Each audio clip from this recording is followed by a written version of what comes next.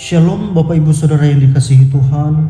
Kita berjumpa kembali dalam program Renungan Harian Gereja PO Kemang Pratama. Sebelumnya mari kita berdoa.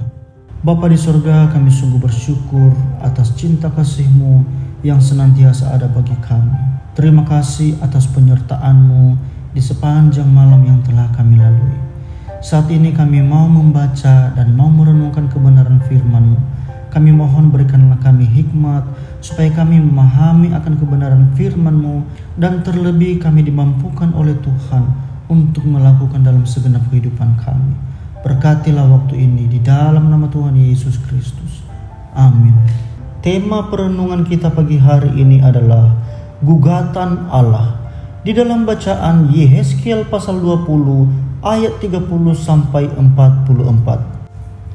Saya akan bacakan ayat yang ke-39 demikian. Hai kamu kaum Israel, beginilah firman Tuhan Allah. Biarlah masing-masing pergi beribadah kepada berhala-berhalanya. Tetapi kemudian kamu akan mendengarkan aku dan tidak lagi melanggar kekudusan namaku yang kudus dengan persembahan-persembahanmu dan berhala-berhalamu. Bapak, Ibu, dan Saudara yang dikasihi Tuhan, hukuman Allah bukan hanya ekspresi cinta kasih kepada umatnya, tetapi juga bentuk pemurnian.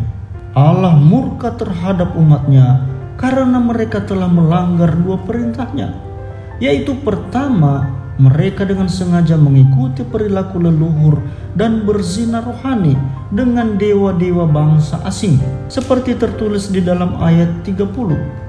Perzinaan rohani sama artinya dengan menolak Tuhan sebagai Allah yang membebaskan leluhur mereka dari perbudakan dan memberikan tanah perjanjian kepada mereka. Bukannya belajar dari sejarah kelam leluhur, mereka dengan sengaja mengulanginya. Kedua, mereka mempersembahkan anak sebagai kurban bakaran bagi dewa-dewa asing. Ayat 31. Tindakan mereka telah melampaui batas kemanusiaan dan hal itu dilihat Allah sebagai kekejian. Karena itu Allah tidak segan-segan menghancurkan umatnya. Karena Allah yang memilih Israel sebagai umatnya, maka Ia tidak akan membiarkan umatnya menjadi tipe bangsa seperti bangsa lain yang tidak mengenal Tuhan. Allah sendiri yang akan menghajar dan mendisiplinkan umatnya dengan murkanya. Dengan tangan besi, Allah akan menundukkan kebebalan hati umatnya di padang gurun bangsa-bangsa. Padang gurun bangsa-bangsa melukiskan perjalanan pulang umatnya ke kampung halamannya dari pembuangan di Babel. Di padang gurun itu, Allah akan memusnahkan mereka yang memberontak kepadanya. Di satu sisi, padang gurun merupakan tempat bagi Allah untuk memurnikan umatnya. Tetapi di sisi lain, hanya kaum sisa yang masih memelihara ketetapan Allah yang berhak pulang ke negerinya. Ini memperlihatkan adanya harapan pemulihan dari Allah. Tujuannya adalah agar bangsa Israel menyadari dosanya dan kembali menjadi bangsa yang kudus di hadapan Allah.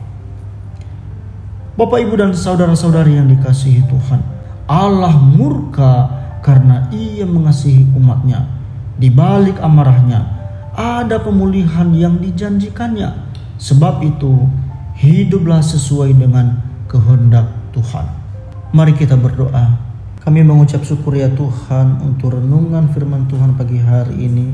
Kami terus memohon pertolongan daripada Tuhan, supaya kami dimampukan di dalam memahami dan terlebih di dalam melakukan firman-Mu ini. Kami menyerahkan seluruh kehidupan kami di dalam menjalani seluruh hari ini. Biarlah Engkau Tuhan yang senantiasa bersama-sama dengan kami. Apapun yang kami lakukan Tuhan, biarlah seturut dan sesuai dengan kehendak-Mu, dapat memuliakan nama Tuhan dan menjadi berkat bagi sesama kami. Terpujilah nama-Mu di dalam nama Tuhan Yesus Kristus. Haleluya. Amin.